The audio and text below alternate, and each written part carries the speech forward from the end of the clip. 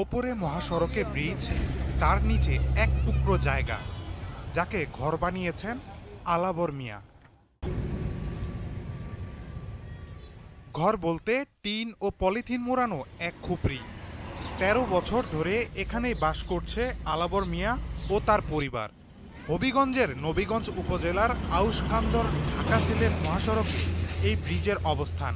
আর এর নিচেই স্ত্রী, সন্তান ও নাতি নাতনি সহ ১৪ সদস্যের পরিবার নিয়ে আলাবর যাপন করছেন মানবেতর জীবন। আমার এখন দেখা না, খুব দুঃখ হচ্ছে আমার দিনবার। এই অবস্থায় আমি সরকারেরও নাম দিলাম, আমি সরকারি কোনো বাড়িও পাই না। এখন আপনারা গেছে, আমি একটা আবেদন ছাড়াম এখন বাড়ি গেল। ব্রিজের ওপর দিয়ে দিন রাত চলে হাজারো যানবাহন। শব্দের তীব্রতা ছাড়াও আছে নানা ঝুঁকি। অনটনের সংসারে শিশুদের পড়াশোনাও বন্ধ। ভূমিহীনদের জন্য সরকারি নানা বন্দোবস্ত থাকলেও সহযোগিতা না পাওয়ার অভিযোগ ৭২ বছর বয়সী আলামিয়ার। পরিবারকে মাথা গোঁজার ঠাঁই দিতে না পারার ব্যর্থতা তাকে হতাশ করে। অন্যদিকে ভূমিহীন হয়েও সরকারি সহযোগিতা না পাওয়ায় ক্ষোভ পরিবারের সদস্যদের মধ্যে। ১২-১৩ বছর ধরে এখানে থাকি দেবা, খাই আমরা মানুষ। সরকারিভাবে আমরা গেছিলাম, সরকারের কাছে আমরা নাম দিছি, মেম্বার ফ্যামিলি দিছি। এরপরে এরা জিগাইলে এরা কইছে যে আমরা নাম নিবা আয় না বা সরকারি কিছু দেয় না।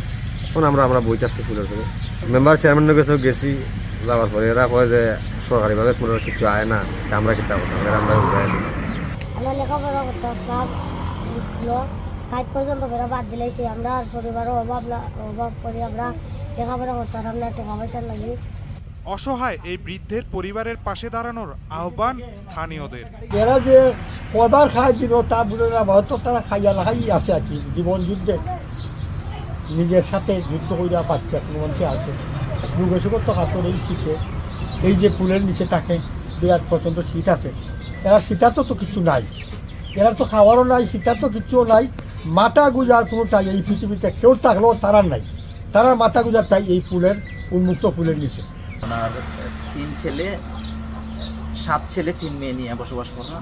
তো ব্রিজের নিচে তখন উপর দিয়া গাড়ি চলে, নিচ দিয়া পানি যায়। পানির সময় তারা বাইরিত হয়। তারপরে রাত্রে চুল ডাকাইতের অনেক ভয়।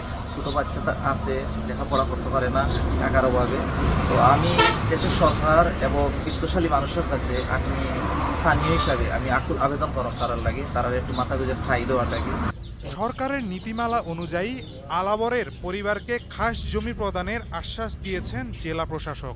তারা যেহেতু প্রকৃত ভূমিহীন, তাদেরকে আমরা বন্দোবস্ত যে খাস জমি আছে, খাস জমি বন্দোবস্ত নীতিমালা অনুযায়ী তাদেরকে আমরা এই খাস জমি, সরকারি খাস জমি বন্দোবস্ত প্রদান করব। ঘর মানে শুধু আশ্রয় নয়, ঘর আত্মপরিচয়ের ঠিকানা। আলামিয়ারা নিরাপদ আবাস পাক, তার পরিবারের সদস্যরা পাক মৌলিক অধিকার, এটাই সবার চাওয়া। মাহিদুর রহমান, দীপ্ত, বার্তা কক্ষ।